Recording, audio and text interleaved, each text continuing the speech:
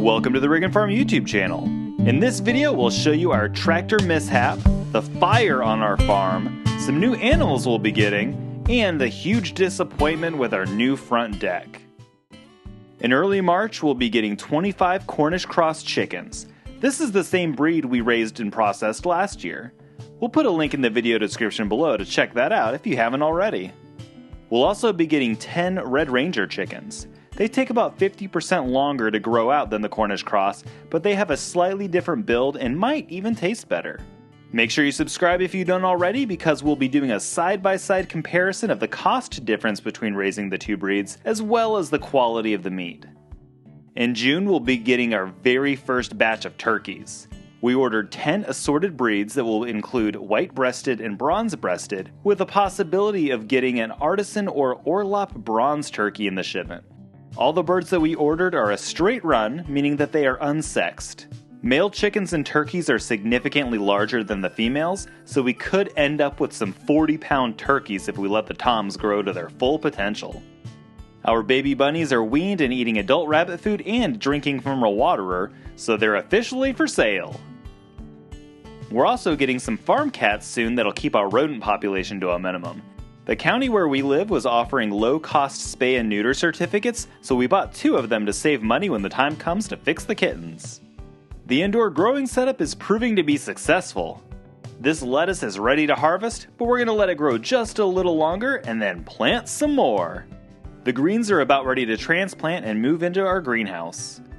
The blue spruce seedlings are holding on but aren't growing quite as quickly as the other plants. The sweet pea flowers were getting too tall, so Ashley had to cut them back a little to ensure their stems are strong enough to support the weight of new growth. We have great germination with the other 500 plus flower seeds we've started. The 5 pigs are still growing at a good rate. We were finally able to schedule 2 of them for the butcher on July 25th. That's a few months longer than we want them to go, but we are on a wait list in the event of a cancellation.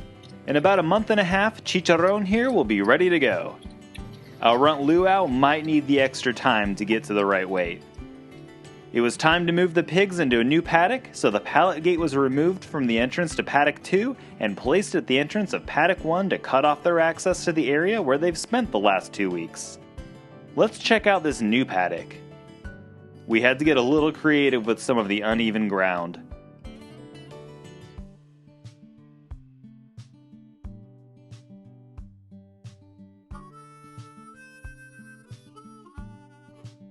Here's the very end of their half-acre area they'll have for the next few weeks.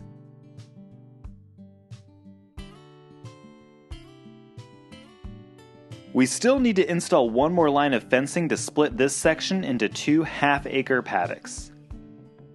The fence line will start on the T-post in between these 2 gates and run through the woods on insulators attached to trees. I'm sure that will be done in an upcoming video. This is some of the work our pigs have done over the last few weeks. They've rooted, fertilized, and tilled the land, making it more nutrient dense and ready for plant growth than when they found it. After the last frost, we'll start planting food for them directly into the paddocks as soon as they leave. A few months later, they'll come back for some delicious, nutritious, and inexpensive food. Here are some piles of tree stumps and other logging debris that need to be burned. The 2 on the right are from the loggers that did our clear cut over a year ago, and the one on the left is mostly stumps we pulled out back in December when we had the equipment rental. Here's a view from the road. The best way we found to get wood piles started is with a propane torch.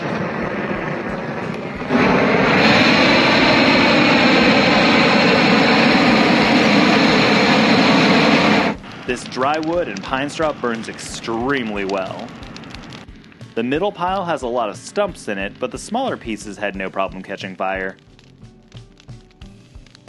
After a little over an hour, the first pile was nearly gone.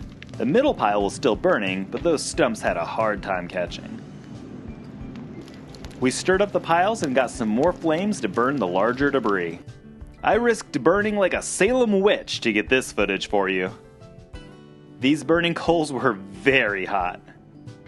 While the fires were burning, Ashley's dad was using our tractor to do some grading around the birds and rabbits before we amend the soil, plant grass seed, and fence in the area. The birds aren't too fond of the tractor. About an hour later, I went to check on the fire. The first 2 piles were much smaller than before. We tried to burn the newer pile, but we didn't accomplish much more than turning some of the stumps black. We'll probably have to wait until fall before they're dry enough to burn. As I was walking back towards the house, Ashley's dad came to get me to show me what he did. He tipped the tractor on its side while driving with the bucket raised up and full of dirt. This isn't safe, especially in combination with soft, uneven ground. Luckily, he wasn't hurt. He went to the store to buy a come-along winch and was able to pull it upright. Once it's back on all fours, it's recommended to wait at least a day for all the fluids to settle to prevent permanent engine damage. The only noticeable damage was a few cosmetic scratches along the side that hit the ground. In our last vlog, we showed the progress of our front deck. We were just waiting for the guys to come back and extend the width of the stairs to be the same as the deck itself. Well, they sent a new guy we'd never seen before to finish the job alone. We'll let the following video clips speak for themselves to show the quality of the work.